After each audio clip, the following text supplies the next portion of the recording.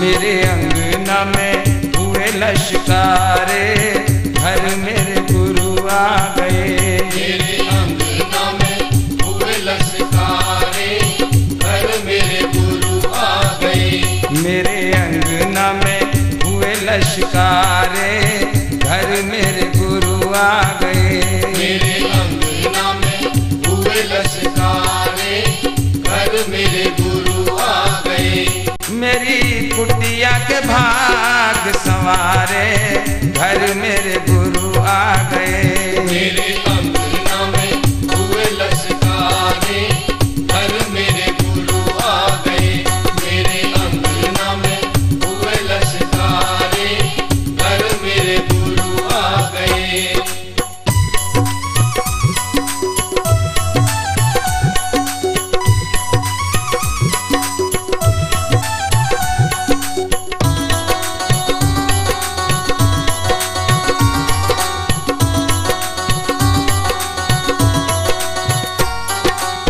कुटिया में पड़े चरण, मन मेरा बोला है। मन मेरा बोला है, मन मेरा बोला है। कर ले तू सेवा। पावन नाम, प्रभु का पावन नाम। जय गुरुदेव।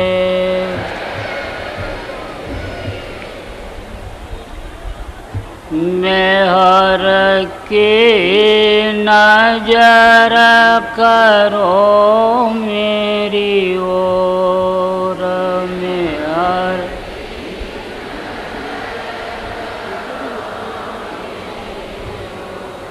दया की नजर करो मेरी ओर, दया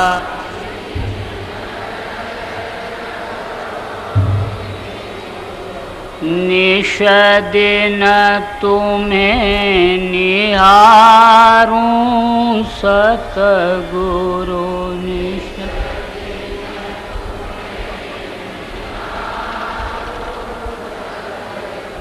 जैसे चंद्र चकोर जय और दया की नजर करो मेरी ओर, दया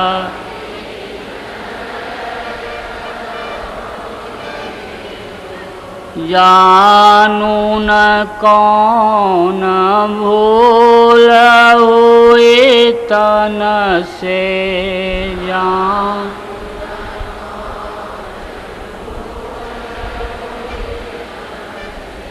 लियो हमसे मुख मोड़ लियो, दया की नजर करो मेरी ओर, दया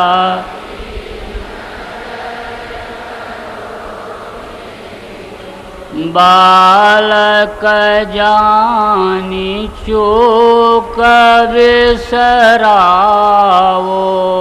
बालक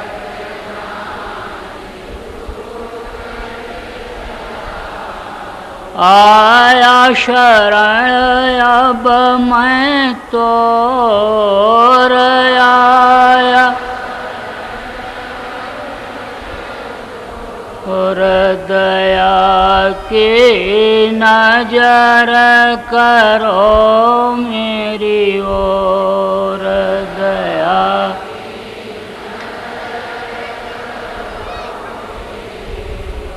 सदा दयालु स्वभाव तुम्हारा, सदा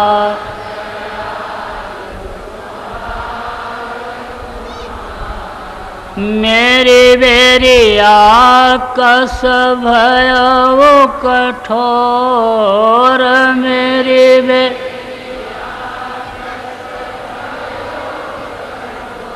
और दया की नजर करो मेरी ओर दया।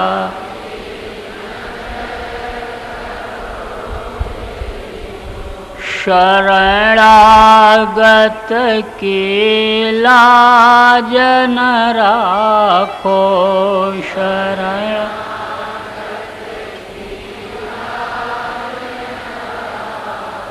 मोसो पतित अब जाए कहीं और मोसो और दया की नजर करो मेरी ओर दया।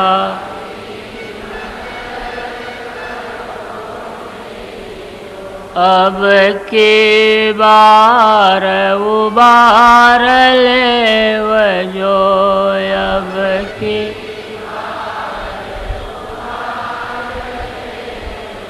फिर न धरब पग यही मग और फिर न धरब और दया की नजर करो मेरी ओर दया।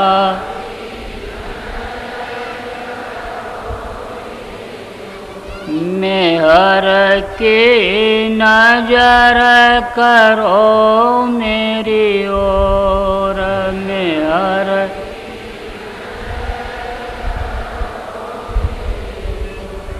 जय गुरुदेव। परम पूज्य स्वामी जी महाराज की तबीयत थोड़ी नरम हो गई है, इसलिए मंच पर नहीं आए हैं। ये अपने सतीश जी यादव हैं, गुरु महाराज ने इनको आदेश दिया है, आपको सत्संग सुनाएंगे।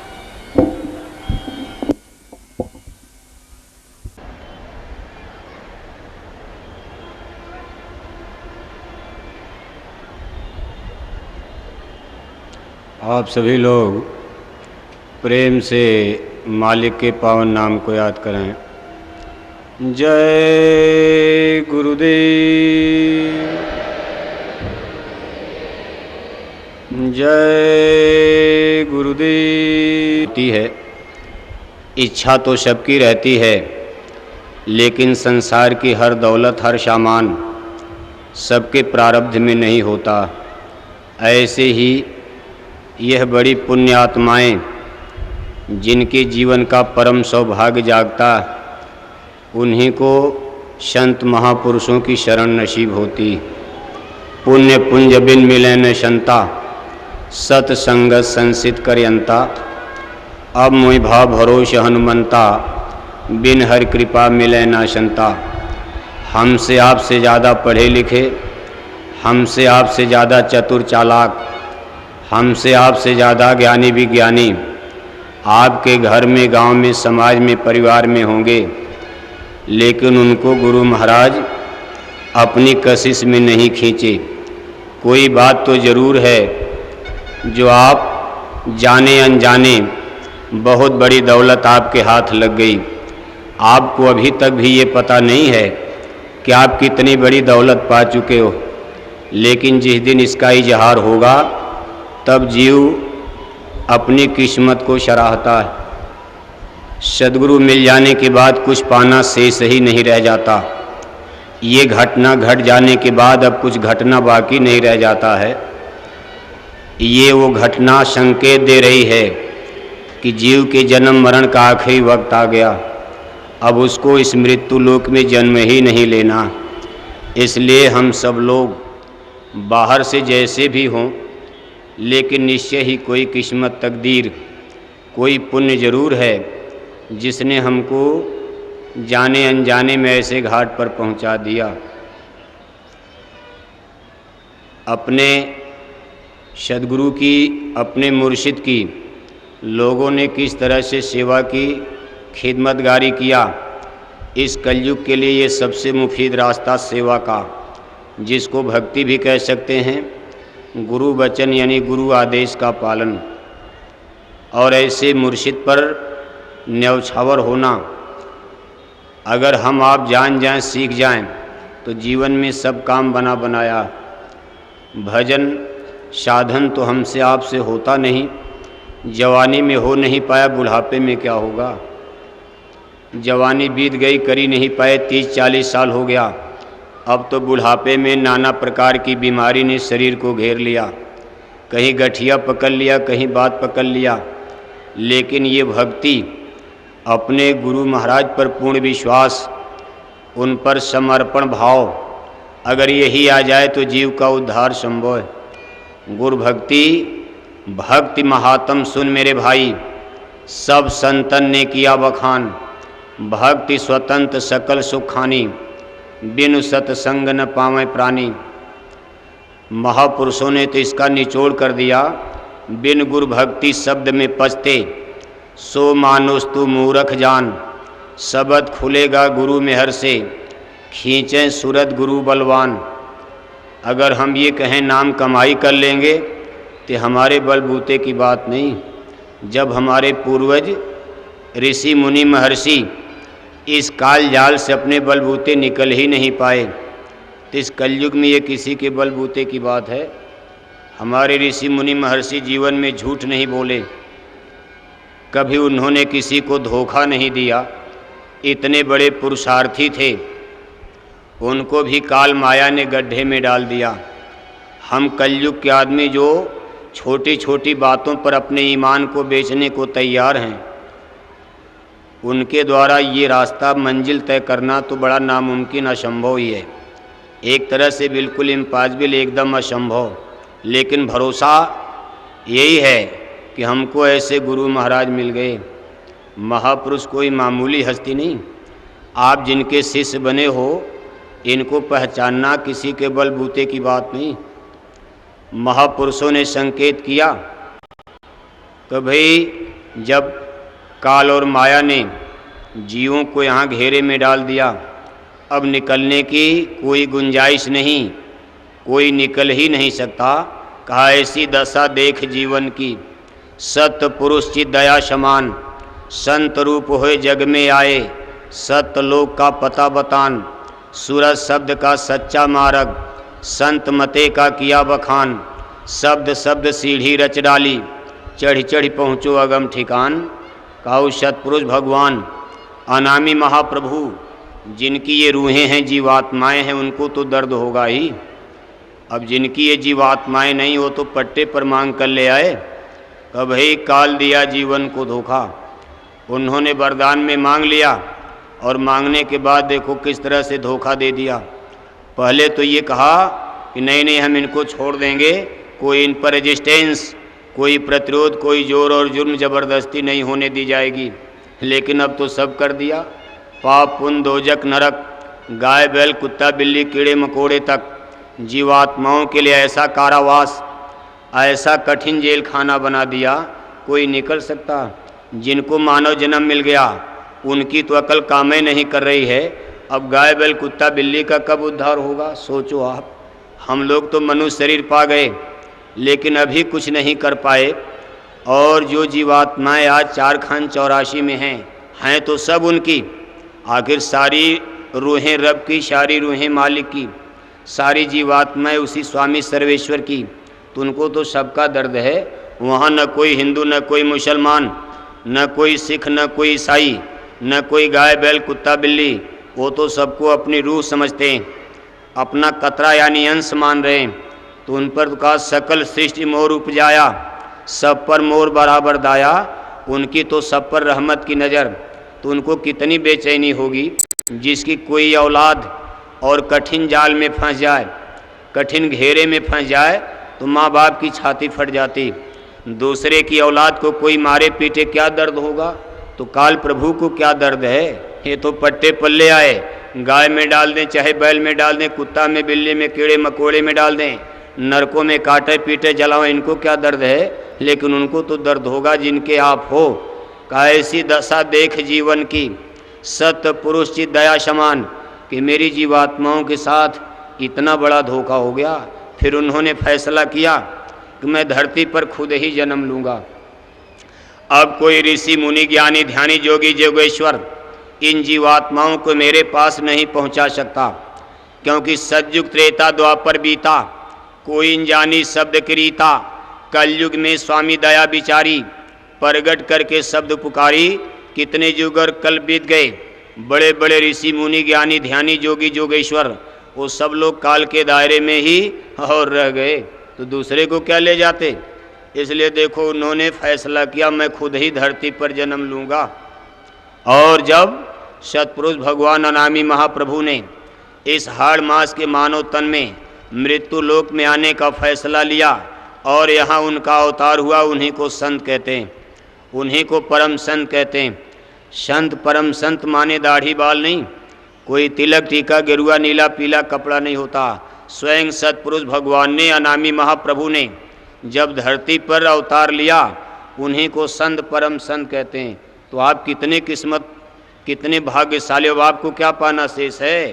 कहा गुरु को मानुष जानते, कबीर ते नर अंध है, जन्म मरण छूटे नहीं, पणे यम के फंदे।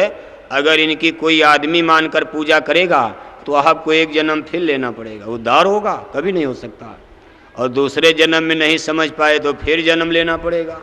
बार बार मानव जन्म तो मिलेगा, क्योंकि जिसको ये नाम दान मिला वो जीवात्माएं नरकों में 84 में तो नहीं जा सकती, लेकिन अमर लोक पाने के लिए इन पर पूर्ण यकीन, इन पर सर्वस्व न्यौछावर करना पड़ता। जैसे चित्तौड़ की रानी मीरा ने कर दिया, बलक बुखारे के बादशाह इब्राहिम ने कर दिया, बल्ला साहब ने कर दिया। लेकिन हमसे आपसे भी परमार्थी जीवन में अपेक्षा की जाती। परमार्थी जीवन ऐसा जीवन है जो एक आदर्श जीवन की अपेक्षा करता। Good idea, good behaviour, good thinking, हमारी सोच, हमारा चिंतन, हमारा व्यवहारिक जीवन जितना शुद्ध साफ सुथरा होता जाएगा उतना ही आप परमार्थी डगर पर आगे बढ़ोगे। लेकिन अगर रगड़ा झगड़ा ही मचा रहा तो आप भजन क्या कर पाओगे। और देखो रगड़ा झगड़ा तो मच ही जाता है। हम लोग 10-10 साल 20-20 साल 30-30 साल और सत्संगी होने के बाद भी रगड़ा झगड़ा कर दिए, पूर्व जन्म का संस्कार होता। और इसके लिए तो गुरु महाराज ये कहते भाई ये सब समय से ठीक हो जाएगा। जैसे जैसे सत्संग का साबुन लगेगा, यहाँ शरणागति हो जाए, उसके भी पाप को धोने की ये हैसियत, ऐसी स्पिरिचुअल पावर रिद्धि सिद्धि ज्ञान शक्ति से लैस कि हो सकता। लेकिन कोई शरण तो ले ले। हम लोग तो अभी शरण ले ही नहीं पाए, और दुनियादार क्या शरण लेंगे। शरण लेना जबान से तो अच्छा लगता, कहने में तो ठीक है लग रहा, लेकिन शरणागत होना ये बहुत कठिन चीज़ है। ये भक्ति की पराकाष्ठा होती, शरणागत होना, सर्वांग अर्पण करना, सर्वस्व न्यौछावर कर देना अपने स्वामी पर, करतार पर, और कर देना चाहिए। जब आपको ये पता चल गया स्वयं सर्वेश्वर स्वामी हैं, तो अब दुविधा किस बात की। अगर कोई काम यहाँ नहीं बन सका तो दुनिया में कोई बना पाएगा। यहाँ अगर नहीं बना तो किसका भरोसा करते हो। अरे ये तो जन्म मरण नहीं, जिसको मरना है मरेगा, जाना जाएगा, एक दिन तो सबको जाना है। ये इसमें नहीं जोड़ा जाता, इसमें कोई गफलत की बात नहीं, ये तो जन्म मरण का देश ही। लेकिन जो काम यहाँ नहीं बनेगा वो रुपए पैसे से, बंदूक राइफल से, धन दौलत से दुनिया में कोई डॉक्टर हकीम वैद्य कर सकता? ये बिल्कुल असंभव है। कहा बने तो सदगुरु से बने, बिगड़े तो भरपूर, स्वामी जो दूसर से बने ता बनबे पैधूर। ये भक्त का लक्षण होता, जो बने यहाँ से बने, बिगड़ जाए यहीं से बने, लेकिन मैं दूसरे के सामने अपना दामन क्यों फैलाऊं। ये सरमत साहब थे, दरिया में किश्ती पर बैठ करके जा रहे थे। एकाएक समुद्र में तूफान आ गया, उनकी किश्ती ऐसे जोर से लगी डगमगाने। सरमत साहब ने अपने मुर्शिद को आंख बंद करके याद किया। समुंदर से एक हाथ निकला, कहा शर्मद आओ, मैं तुमको बचा लूँगा। सरमत साहब ने कहा ऐसे नहीं, पहले अपना परिचय दीजिए, आप कौन हो। आवाज़ आई मैं खुदा हूँ, यानी ईश्वर हूँ। सरमत साहब ने कहा मैं आपको नहीं जानता, मेरा आपसे कोई परिचय परिचय नहीं। मैंने तो अपने जीवन को, अपना सर्वांग अपने मुर्शिद को, गुरु महाराज को अर्पण कर दिया। ये हाथ अब दूसरे को बाँह में नहीं पकड़ा सकता। गर किसी दर पे बंदा ये तेरा झुका, दाग लग जाए स्वामी तेरे नाम पर। दूसरों के मदद की ज़रूरत नहीं, मुझको केवल तुम्हारी मदद चाहिए। आपका यह एहसान नहीं, मेरे गुरु महाराज ने मुझसे कहा था सब विद मुझको समर्थ जान। क्या आज वो कमज़ोर पड़ गए? आपको क्यों भेज दिया? आप वापस चले जाइए, मैं आपका भरोसा नहीं। अगर आज उनकी ये मौज है कि मैं डूब के मर जाऊं तो उनके नाम पर मर जाऊंगा, और अगर बचाना होगा तो बचा लेंगे, लेकिन अगर आपको हाथ पकड़ा दिया तो मेरी गुरु भक्ति में खलल पड़ जाएगा, मेरी गुरु भक्ति खंडित हो जाएगी। इतिहास मुझको फिर गुरु का भक्त नहीं कहेगा कि मरने के लिए दूसरे का सहारा ले लिया। सरमद मौत से डर गया तो हाथ देखो वापस चला गया, फिर दूसरा हाथ निकला, सरमद आओ मैं बचा लूँगा। आप कौन हो, अपना परिचय दीजिए। मैं तुम्हारा दादा गुरु, तुम्हारे गुरु महाराज का गुरु महाराज। कहा मैं तो आपको भी नहीं देखा हूँ, मैं तो आपको भी नहीं पहचानता, मेरा आपसे भी कोई परिचय परिचय नहीं, मैं तो सिवाय अपने गुरु महाराज को। तब देखो जोर से तूफान और बढ़ा और मालूम पड़ा अब सरमद साहब डूब जाएंगे, लेकिन बिना घबराए हुए आँख को बंद किया। थोड़ी देर में उनकी किश्ती नाव बालू पर किनारे जाकर खड़ी हो गई। सरमद साहब ने जब आँख खोला तो गुरु महाराज सामने मुस्कराते हुए खड़े मिले। सरमद साहब ने कहा गुरु महाराज इतनी देर आपने कर दिया, इतनी देर में तो मैं डूब के ही मर गया होता। तो गुरु महाराज ने कहा शर्मद मैं तुमको डूबने देता? आज ये तुम्हारा इम्तहान हो रहा था, आज मैं तुम्हारी परीक्षा ले रहा था कि तुम मेरे ऊपर कितना विश्वास करते हो। केवल जबानी भाषण कि मेरे ऊपर तुमको यकीन भरोसा है। शर्मद आज तुम परीक्षा में पास हो गए, अब संसार में मौत से बड़ी तकलीफ क्या? कहा मौत तुम्हारे सामने खड़ी, लेकिन तुमने मौत को और तिलांजलि दे दिया और मेरे यकीन विश्वास को ख़त्म नहीं किया। शर्मद मैं तुमसे प्रसन्न है, जो चाहो मुझसे मांग सकते हो। ये भक्ति की पराकाष्ठा होती, लेकिन क्या हम लोग इसका रंच मात भी करते हैं? आप देखो हम आप 30-30 साल 40-40 साल के नामदानी सत्संगी, लेकिन झगड़ा कर दे ऐसा बोलेंगे जैसे तीर निकल रही। अभी मधुर भाषा बोलने का शहूर नहीं आया तो फिर नामदानी और कहेंगे भजन नहीं बनता। एक कई शिकायत करोगे जहाँ हमारा तो भजन है। भजन कोई दाल भात है? भजन कोई चीनी का शरबत है घट दे पिला दिया जाएगा? अरे इसके लिए लोगों ने हड्डी गला दिया, इसके लिए लोगों ने अपने को न्यौछावर कर दिया। चित्तौड़ की रानी मीरा ने अपने गुरु रविदास के नाम पर चित्तौड़ का राजपाट न्यौछावर कर दिया। कहा मीरा खाक खलक तंडारी तब अपना घर जानी, मैं मिली जाए पाए पी अपना तब मोरी पीर बुझानी। सर्वस्व न्यौछावर किया तब पिया से मिलन हुआ। पिया मिल गए, मालिक मिल गए, करतार मिल गए, लेकिन यह है कि हम लोग उसका अंश मात तो करना चाहिए। अब ऐसा तो है नहीं कि आप नहीं बन सकते हो, जहाँ गुरु महाराज हैं आप मीरा बन सकते हो, भल्ला साहब बन सकते हो बलक बुखारे का, लेकिन यह है कि तैयारी तो करो, यही तो बनना है। लेकिन जहाँ देखो तहाँ वही दुनिया की लालच, लोभ लालच, रगड़ा झगड़ा, इनकी शिकायत उनकी शिकायत, निंदा फरो। अपनी बुराई कोई देखता? कहा बुरा जो खोजन मैं चला, बुरा न मिलिया कोई, जो दिल खोजो अपना, मुझसे बुरा न कोई। अपना नंगा सर तो किसी को दिखाई नहीं देता, और किसी दूसरे को गंजा देख लिया तो कहने लगे, उसको देखकर हंसते हैं कि इसको तो गंजा है गंजा। अरे अपनी खोपड़ी देखता कोई? अपनी बुराई तो दिखाई नहीं देती, दूसरे की बुराई पर तो नज़र जाती, लेकिन इन आँखों से अपनी बुराई नहीं दिखाई देती। अपनी बुराई को देखने के लिए इंटरनल, जब आँख की पुतलियाँ अंदर में उल्टेंगी तो काम क्रोध लोभ अहंकार का टैंक आपको भरा दिखाई देगा। तब ये जीव रोता है, गुरु मैं गुनहगार अति भारी। हे स्वामी मैं गुनहगार हूँ, काम क्रोध है और छल चतुराई, इन संग मेरी यारी, गुरु मैं गुनहगार अति भारी। हे सर्वेश्वर स्वामी मौसम कौन कुटिल खल कामी, मुझसे बड़ा पतित, मुझसे बड़ा कुटिल, मुझसे बड़ा कामी क्रोधी इस संसार जगत में कोई नहीं। हे मालिक मेरे गुनाहों को माफ़ करो। तब दीनता आती, इसको कहते दीन गरीबी। दीन गरीबी धार तेरे भले की कहूँ, और बिना दीनता कैसे होगा? दीन गरीबी, अहंकार गरूर गुमान घमंड जब चूर होता, तब जा कर के ये फकीरी बादशाहत, दुनिया की बादशाहत तो घमंड ही पैदा करती है। संसार और संसार की दौलत ये मनुष्य के अंदर अहंकार को बढ़ावा, उससे ये बीज फलता फूलता। लेकिन ये दीन गरीबी और जब ये अहंकार चूर होता है तो ये फ़कीरी सहनसाहत हासिल होती। बलक बुखारे के बादशाह इब्राहिम साहब कबीर के और जब आश्रम बनारस में पहुँचे और वहाँ लगे झाड़ू लगाने, पत्तल उठाने, सारी सेवा।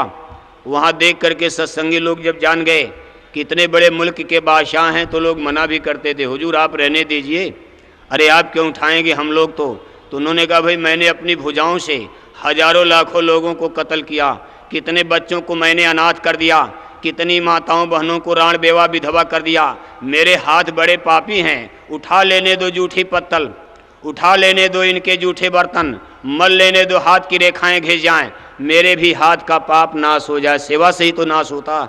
तो लोग पीछे हट गए, कहा तुम करोगे मुझको तो मिलेगा नहीं, मान लो तुम मुझको बड़ा समझ करके सेवा न करने दो, लेकिन मेरे खाते में क्या जाएगा, मेरे पाप कैसे धुलेंगे, इसलिए मुझको सेवा से मत रोको। और देखो करते रहे, जब कई महीना बीता तो एक दिन लोई ने साहब कबीर से कहा कि रे हुजूर आपका इतने बड़े मुल्क का बादशाह आया है, सोना चांदी धन दौलत लेने नहीं आया, इस पर तो दया कर दीजिए। साहब कबीर ने कहा कि अरे अभी इसको साफ होने दो, जैसे बर्तन गंदा रहेगा उसमें दूध को रख दो तो कुछ ही देर में फट जाता, लेकिन बर्तन को मांज पोंछ करके अगर खूब साफ करके दूध को रखा जाए तो कई घंटा रखो नहीं फटेगा। कहा जरा इसको साफ हो जाने दो। लोई ने कहा अभी क्या गंदगी, इतने बड़े मुल्क का बादशाह सबसे हाथ जोड़ करके मिलता और सबसे दीनता के साथ। साहब कबीर ने कहा ये तो बाहर का व्यवहार है, आंतरिक व्यवहार का तुमको पता नहीं।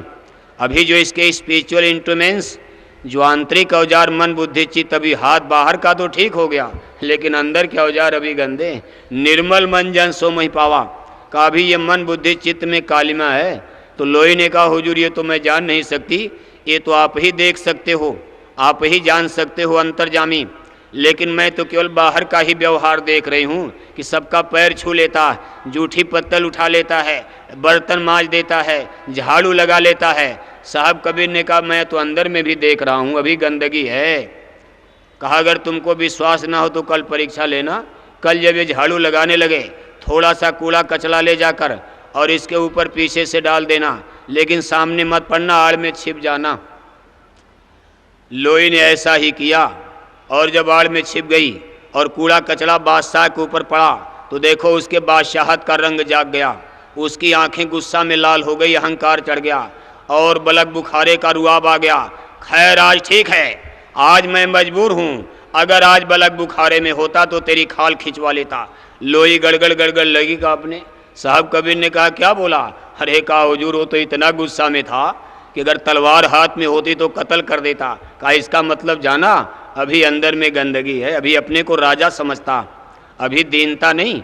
और इसमें कैसे ये दया जाएगी, ये तो दीन गरीबों की दौलत है, ये तो दीन गरीबी क्या रास्ता, ये वही पंथ है दीन गरीबी धार तेरे भले की कहूँ।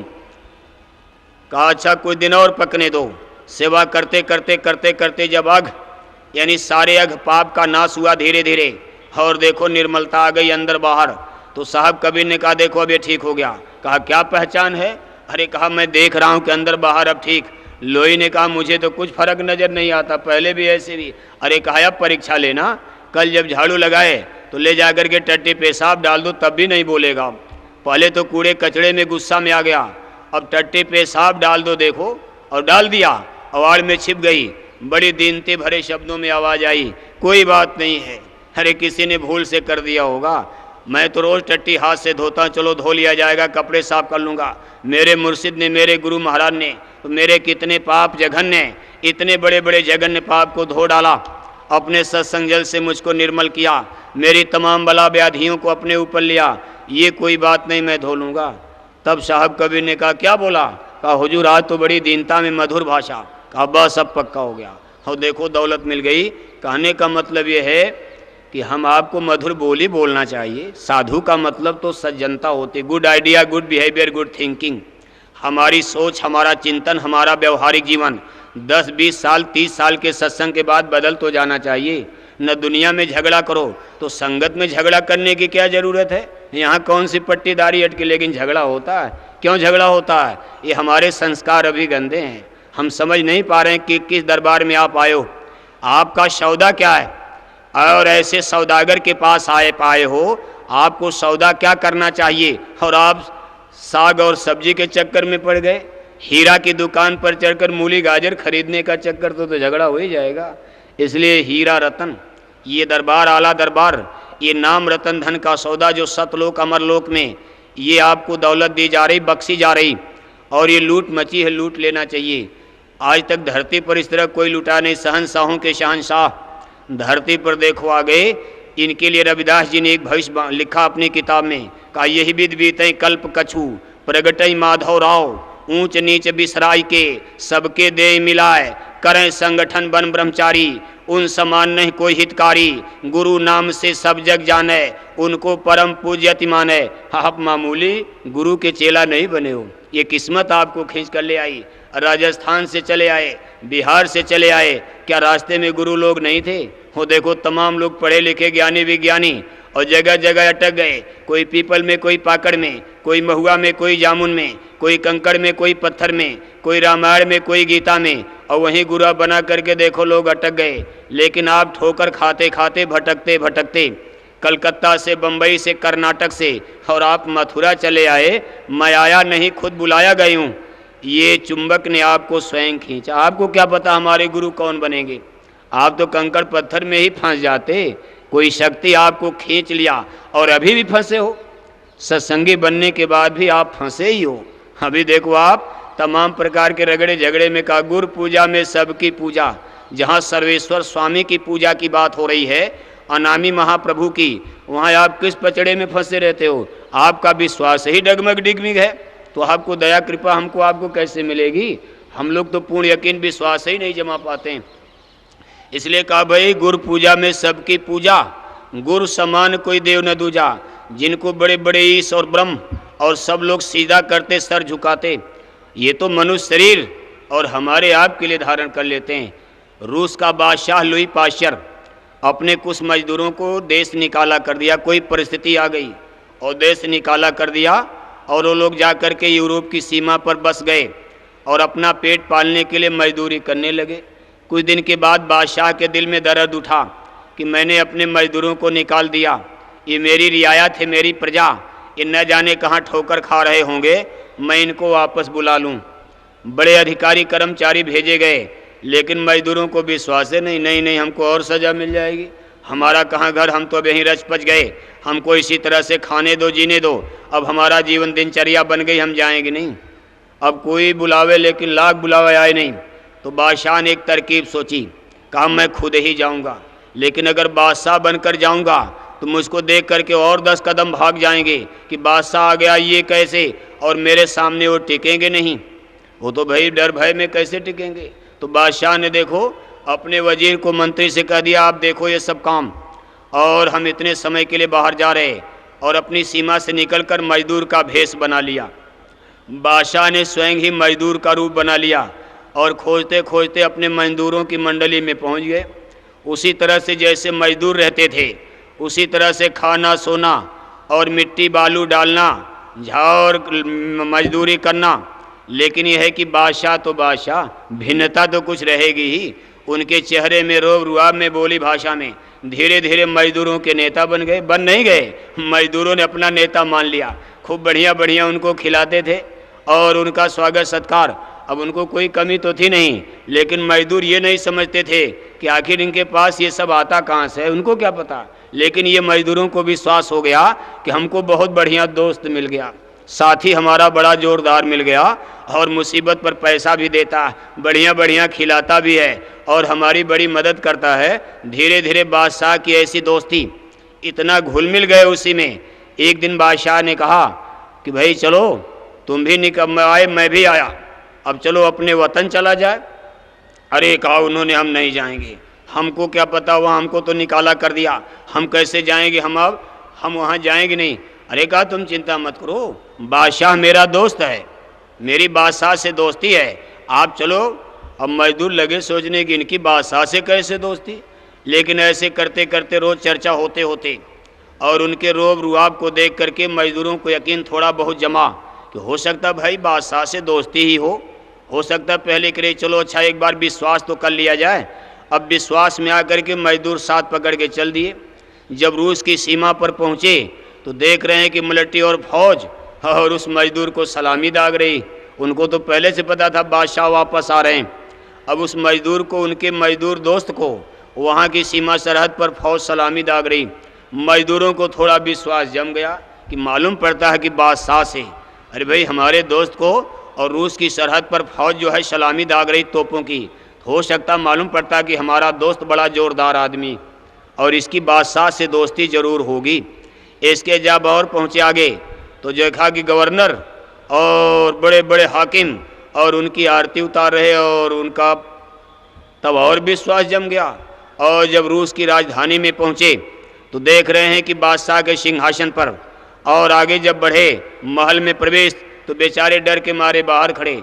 बादशाह ने कहा भाई डरो मत, मेरे पीछे पीछे चले आओ, कोई बोलेगा नहीं, तुम चिंता मत करना। अबे बेचारे डर गए, बाहर खड़े और बादशाह महल में चले, अरे भाई आओ, तुमको कोई नहीं बोलेगा, तुम आओ, फिक्र मत करो।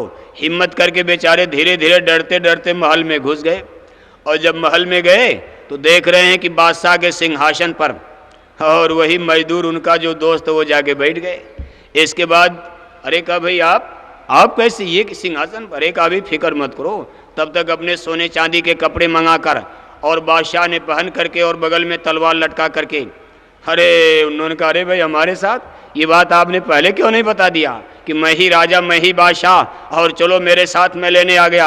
अरे कहा अगर पहले बता देता तो तुम सब भाग जाते, अगर अपना परिचय पहले दे देता तो मेरे चंगुल में न फंसते, वो तो इसीलिए रूप बनाना पड़ता है। तो ऐसे ही शहंशाहों के शहंशाह देखो हमारे आपके लिए इस संसार जगत में कितनी ठोकर, कितनी मुसीबत, कितना कष्ट क्लेश अपनी जीवात्माओं के लिए। कोई लगाव, कोई प्रेम तो है ही है, कहीं न सही और लगाव यही है कि सारी जीवात्माएं इन्हीं की हैं, यही सच्ची वारिस हैं, यही सच्ची रहनुमा हैं।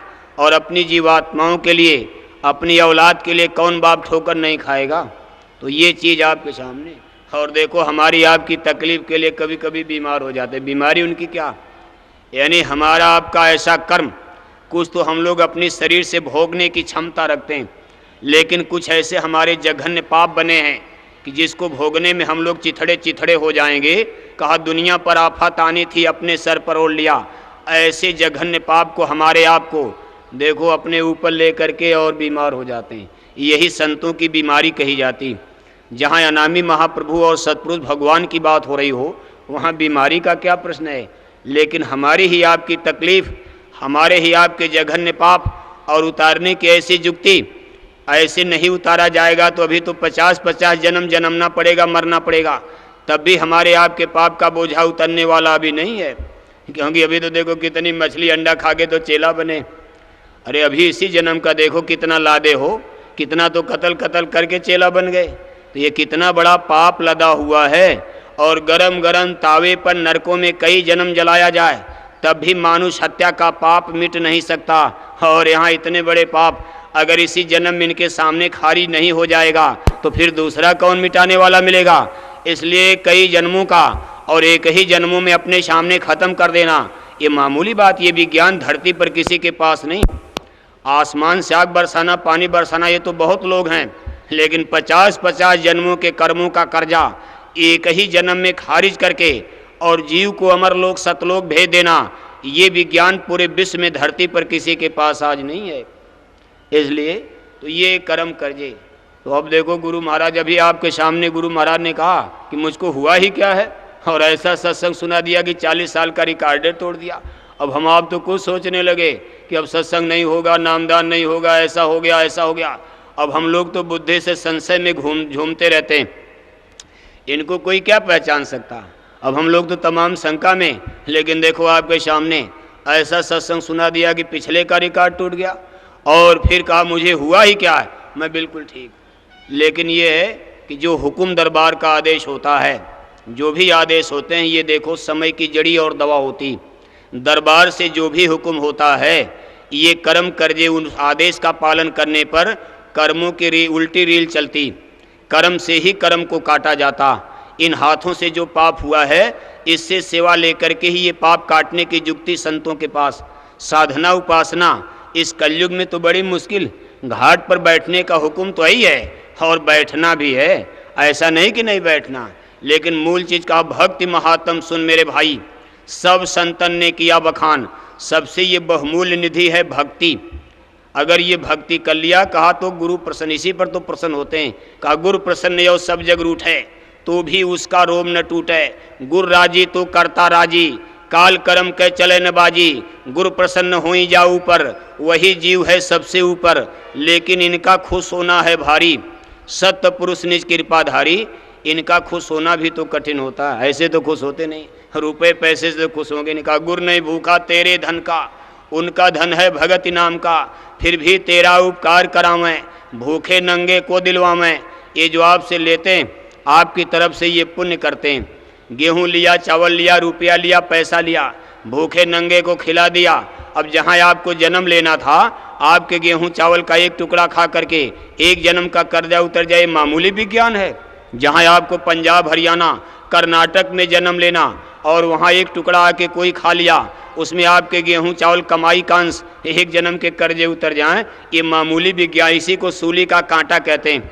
अगर पूरा भुगतान हो तो 50 जन्म अभी बीत जाए, कितने युग बीत जाएंगे, हम लोग निकल नहीं पाएंगे। लेकिन जुगते में मुक्ति होगी। इसलिए जो दरबार का हुक्म हो उसका पालन करना चाहिए। और हर सेवा, जो भी दरबार की सेवा, अब आप डॉक्टर को 10-10 लाख देने को तैयार, और गुरु महाराज के नाम पर हमारे अध्यक्ष बेचारे रजिस्टर लेकर दौड़ते रहते, जैसे मालगुजारी सिंचाई वसूली जा रही। और डॉक्टर मांग ले तो 10 लाख जे करके तुरंत। डॉक्टर कोई भगवान होता है? डॉक्टर कोई खुदा है क्या? मरीज पीजीआई में कि लंदन अमेरिका में कहाँ नहीं मरते? अरे मरना है मर जाएगा, बचना बच जाएगा। ये काम तो आपका यहीं से हो जाता, लेकिन तब 10 लाख आपका बच जाता। मौत तो निश्चित है, अरे मरना समय तो निश्चित, चाहे कहीं ले जाओ, चाहे डॉक्टर वैद्य हकीम, मरना है उसको। और मरने से घबराना किस बात का? ये विधि का लेख। लेकिन यह है कि यहाँ से आपका कितना भला हो जाता। लेकिन हम लोग यहाँ देने में तो आनाकानी करते हैं, और इनका तो सब लेना चाहते हैं। लेकिन इनके देने के नाम पर दाएं बाएं देखने लगते हैं कि दे कि न दे, इतना दे, बस संशय में झूल जाते हैं। लेकिन दिल खोल कर, जिसने दिया उसने पा लिया, जिसने भी सर्वस्व दे दिया पा लिया। तो चलो आपका घर तो नहीं मांगा जाता है, लेकिन कुछ तो देना सीखो आप। जब आप 10,000 पाते थे तो 1000 देते थे। आज आपकी तनख्वाह 25,000 हो चुकी है और आपके 2-2 बच्चे नौकरी में आ गए। 1 लाख रुपए महीने आपके घर की आमदनी हो गई। लेकिन गुरु महाराज का हिस्सा 21,000 पर चल रहा, 21% पर आज भी आप चल रहे हो। 10,000 में 1,000 तो ठीक था, लेकिन 1 लाख में भी 21,000 आज भी बजट आपका है। और डॉक्टर का बजट कहाँ पहुँच गया? 50%। आपकी कमाई का आधी देखो डॉक्टर ले जा रहे हैं। अगर इससे बचना है तो थोड़ा कदम आगे बढ़ाओ और परमार्थ डगर में खर्च करना सीखो आप। गुरु महाराज के नाम पर न्यौछावर होना सीखो आप। अपनी कमाई का हिस्सा, जैसे बूढ़े माँ बाप की घर में परवरिश बुढ़ापे में की जाती, वो कमाते धमाते नहीं, लेकिन बचपन में बड़ा कर्जा उनका, टट्टी उठाई पेशाब उठाई। ऐसे जो हमारे जन्म मरण के सारे अघ और पाप को धोने के लिए जिन्होंने इतना बड़ा संकल्प ले लिया है, उनके प्रति हमारा बहुत बड़ा उत्तरदायित्व होता। इनसे बड़े हशानमंद, इनसे बड़ा हमारा रहनुमा कौन मिलेगा? और इनके नाम पर खर्च करने में जो आपके जन्म कभी के साथी नहीं, उनके नाम पर सब खर्च, कहीं दोस्त, कहीं मित्र, कहीं रिश्तेदार, कहीं ये वो, कोई आपकी मदद करेगा?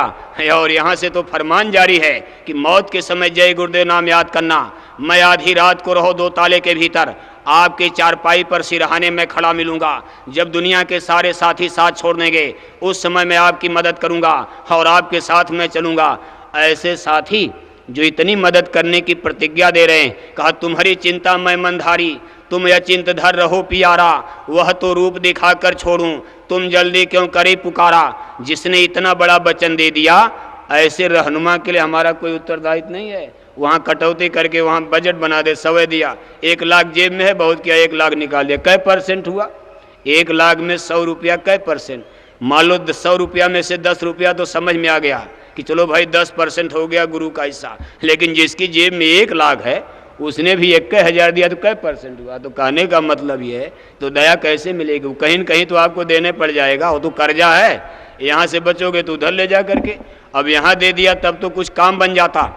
कितने कर्म कर्जे पाप के बोझे उतर जाते। और 10 लाख डॉक्टर को दे करके क्या करोगे आप? डॉक्टर कोई पाप का बोझा उतार देगा? लेकिन यहाँ खर्च हो जाता। मरना तो मरेगा, लेकिन कर्म कर जा तो उतर जाता। वो जीवात्मा जाती तो नरकों से बच जाती, 84 से बचती, और उसकी अगली जीवन यात्रा जीवात्मा की सुखमय हो जाती अगर इस नाम पर खर्च होता।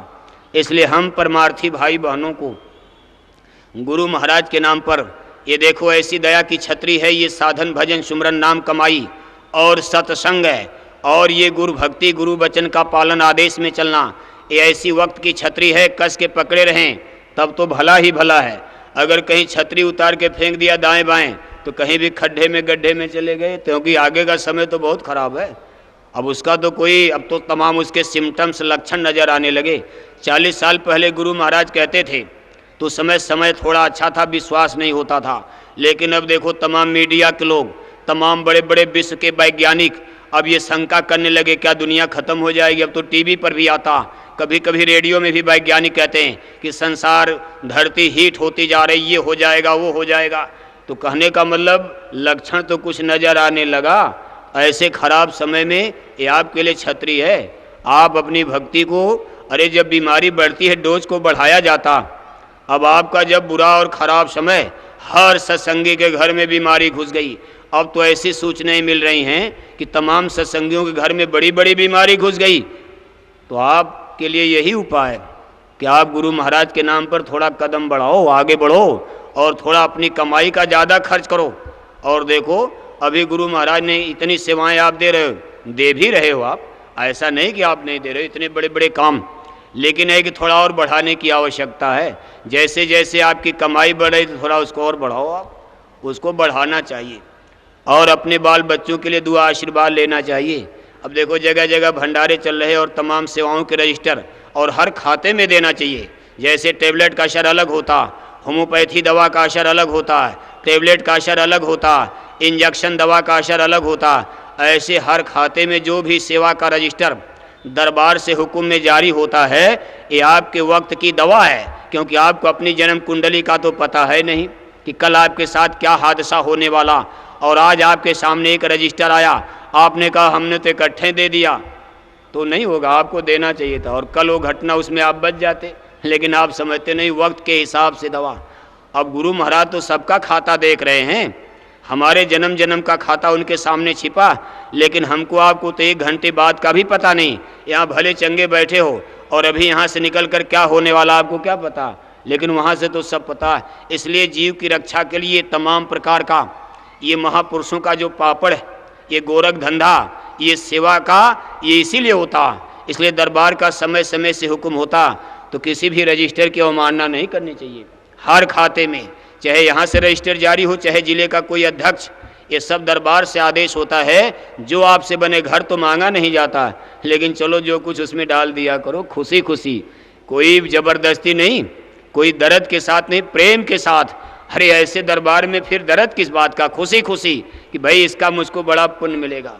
तो देखो इस समय एक अभियान अभी आपके बीच में, अब तो थोड़ा गुरु महाराज ने देर में आदेश दिया, यानी स्वास्थ्य सेवा। अब गुरु महाराज की स्वास्थ्य सेवा नहीं, समझो हम ही लोगों की स्वास्थ्य सेवा, हम ही लोगों की बला बीमारी, और अपने ऊपर उनको लेना कैसे, नहीं तो कैसे आप बचोगे बताओ। सब रोगी हो गए, जितने लोग बैठे हो भी डॉक्टर को बुलाकर खून टेस्ट करवाया जाए तो कोई बिरला ही निरोगी मिलेगा, कोई ये मरीज, कोई ये मरीज, कोई ये मरीज। अब मरीज हो गए तो अब भजन क्या होगा। तो कहने का मतलब यह है कि हम लोग अपनी ज़िंदगी को नहीं बचा पाए, इतना हम लोग आचार संहिता, इतना अपना हम चरित्र और आचार विचार नहीं रख पाए कि हमारी तंदुरुस्ती ठीक बने। अब भजन बनने वाली बात तो लाखों को दूर, अपनी शरीर को हम लोग परहेज करके नहीं बचा पाए। अब 4-4 हज़ार रुपया लेकर के यहाँ आए, अब अमोसा समोसा चौड़ी कचौड़ी पकौड़ी खा करके सब खत्म कर दिया। और यहाँ से गए तो सर्दी हो गई, जुकाम, और जब घर पहुँचे तो हो गया मलेरिया। अब 2 महीना से अस्पताल में पड़े। पूछा गया क्या हो गया, अरे कहा मथुरा का पानी हमको सूट नहीं किया। मथुरा के पानी का दोष है, जिस मिट्टी में अमृत है, यहाँ की मिट्टी खा लो हजम हो जाए, यहाँ का पानी सबकी बीमारी दूर करता। अब आपको पानी नुकसान कर गया, ये तो बताओगे नहीं असली बात कि हम पकौड़ी खाते रहे 7 दिन तक, कचौड़ी खा गए। और घर पर जाके कहा कि मथुरा जाने में हमारा तो 4,000 खर्चा हो गया। अब घर वाले लगे डांटने, 4,000 फूंक दिया गुरु महाराज के नाम पर। ये तो बताए नहीं कचौड़ी कचौड़ी पकौड़ी में ख़त्म हो गया। और गुरु महाराज को देने के लिए 100 रुपया जेब में बचा लिया। और वो भी अगर झोला न भेजा जाए वो भी लेकर के सीधे घर चले जाते, कहते चलो ये भी आफत से बच गए। हम लोग कलयुगी भगत हैं। अब वो कलयुगी भगत यहाँ देना लेना तो बड़ी कठिन बात होती है। तो बताओ आपका भला। अरे वो जो 4000 लाए थे, ये तो सेक्रीफाइस त्याग बलिदान की धरती थी। रूखा सूखा खाई के ठंडा पानी पीऊ, यहाँ रूखा सूखा खाते और 4000 रुपया 7 दिन तक झोली में धीरे धीरे 4000 डाल देते, तो आज ये बुरा दिन आपको क्यों देखना पड़ता? आज आपके घर में इतनी बड़ी बड़ी बला बीमारी क्यों आती? लेकिन यहाँ से तो बीमारी लेके जा रहे हो। या चौड़ी कचौड़ी पकौड़ी अच्छी चीज़ है, ये कहते बड़ा शुद्ध पूजा गया क्यों खाने लगे? कहा वहाँ तो डालडा में मिलता, हमारे यहाँ डालडा मिलता, तो क्या यहाँ शुद्ध मिल रहा? ये सब दुकानदार बड़े शुद्ध हैं, न जाने कैसे कैसे आप खा करके और कूड़ा कचड़ा बीमारी लाद करके। तो कहने का मतलब है थोड़ा परहेज रखना चाहिए और अपनी आचार संहिता को थोड़ा सुधारो, अपनी जबान को, अपने कान को, आँख को, अपने इंद्रियों को थोड़ा संयम परहेज, तब तो कुछ लाभ मिलेगा। अब यहाँ सब लोग निरोग हो रहे, आप बीमारी लेके घर जाओगे। वही खान पान का असर है। भंडारे का शुद्ध प्रसाद लेते और वहाँ भी 1 घंटा अगर रोटी लेट हो जाए तो बस थाली बजाना शुरू कर दिया। कहा और अध्यक्ष मुर्दाबाद, आना, आपकी सेवा नहीं दूंगा, आपकी तुमसे निपट लूंगा। अरे वो आपके नौकर हैं, वो जो बेचारे भंडारे में खून जला रहे नौकर हैं। आप सोए सोए खावे, उल्टे चोर कोतवाल को डांटे। एक तो सोए सोए खा रहे और 2 घंटा रोटी लेट हो गई, अरे क्या मर जाओगे? 7 दिन नवरात्रि में ये दुनिया वाले नींबू के पानी पर 7 दिन बिता देते। जब उनकी कोई ये पूजा, वो तो उनकी कर्म कांड की पूजा है, उसमें क्या मिलता? लेकिन उनकी आस्था देखो, 7 दिन नींबू के पानी पर दुनियादार भी गुजार देता। और आप तो ऐसी दरबार दरगाह में आए हो कि अगर ये ताक बलिदान कर लो तो न जाने कितने बड़े माला माल हो जाओ, लेकिन यहाँ रोटी के लिए झगड़ा खड़ा कर दिया। अरे क्या मर जाओगे 7 दिन में? वहाँ तो 1 रोटी मिल जाए बहुत है। 7 दिन तब सत्संग में आते, नींद नहीं आती। अब 90% तो सो जाते हैं, कुछ पता है नहीं क्या 2 घंटा गुरु महाराज बोले, 50% मूड़ी नीचे करके ऐसे सो रहे हैं, कुछ पता चला क्या बोले? तो कहने का मतलब यह है कि जब कुछ और खान पान का संयम परहेज होगा, और गुरु महाराज के नाम पर 4000 लाए थे तो देकर जाना चाहिए था। गुरु महाराज के हक में तो केवल 100 रुपया गया आपका, बाकी तो आपका अटैची खरीद लिया, बक्सा खरीद लिया, और जब बस पर लाद करके घर गए मालूम पड़ा दुबई से कमा के आ रहे हैं। क्या कमाई करने आए थे? अरे बताओ आप, ये कौन ऐसा सामान है जो आपके ज़िले में, शहर में नहीं मिलता? यहाँ टची बक्सा खरीदने की क्या ज़रूरत? आपकी बार तो संकल्प ये था कि हम भक्ति करने जा रहे हैं, 7 दिन तक हम गुरु महाराज के नाम पर ही सब कुछ करेंगे। तब तक पूरी मार्केट ये खरीद करके बक्सा लाद दिया ट्रक बस के ऊपर, जितना लाद के लाए नहीं उससे ज़्यादा लाद करके लोड कर दिया बस के ऊपर। तो कहते भजन नहीं, आप क्या कहेंगे? हमारा तो भजन नहीं बनता। जब देखो तब भाई साहब भजन नहीं बनता। भजन कोई चीनी का शरबत है कि घोर के घट दे पिला दिया जाएगा? अरे कुछ कमाई करो और देने वाले दाता एक क्षण में बन जाएगा। कहा गुरु कुंजी जो बिसरे नाही, घर ताला छिन में खुल जाई। चाबी तो लेकर ये बैठे तो भजन कैसे बनेगा? दिन रात कान में उंगली डालकर बैठो, चाबी इनके हाथ में, ब्रह्मांडों की चाबी। ये सारे ब्रह्मांड में ताला तो माया ने लगाया, लेकिन सारी चाबी देखो इनके हाथ में। और जिस दिन चाबी लगा देंगे 1 सेकंड में खुल जाएगा। कहा गुरु कुंजी जो बिसरे नाही, घर ताला छिन में खुल जाए। अपने बल पर नहीं खुलेगा, अपने बल पर, अपने कर्ता भाव से हम कर लेंगे नहीं। जिस दिन इन पर न्यौछावर हो जाओगे, स्वामी दया करो, 1 सेकंड में खुल जाएगा। तो चीज़ असली तो देखो, हम तो अब आदेश हुआ, हमारी तो टांग हिल रही और हम तो, लेकिन अब हुक्म, अभी तो हम जिलों में वहाँ काम कर रहे थे स्वास्थ्य सेवा का। गुरु महाराज ने कल आदेश दिया कि भाई ये स्वास्थ्य सेवा सबसे कह दो, कोई बच के ना जाए। और बड़ा अच्छा हुआ कि आप इकट्ठे मिल गए, नहीं तो हमको अभी 10 कार्यक्रम रात में करना था। अब अगर वो कार्यक्रम नहीं भी होगा तो सब लोग तो बैठे ही हो। देखो ये स्वास्थ्य सेवा का रजिस्टर आपके ज़िले में जाएगा।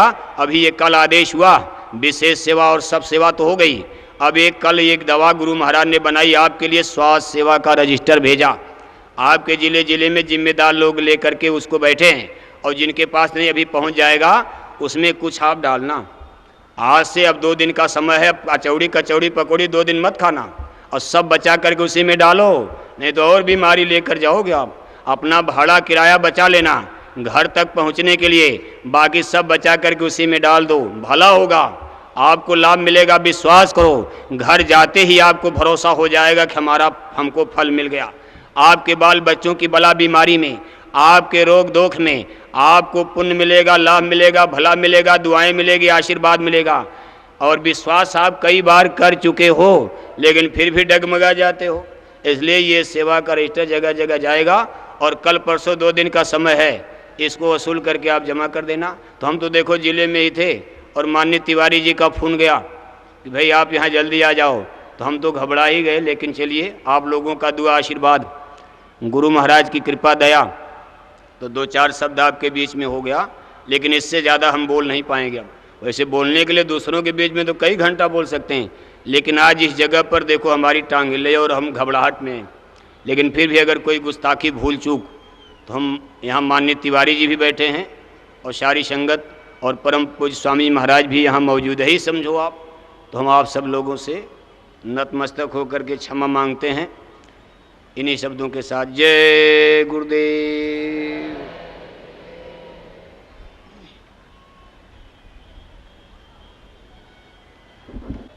सत्संग आप लोगों ने सुना और मुझे ये पूर्ण आशा है कि आप लोग इनकी बातों पर अमल करेंगे।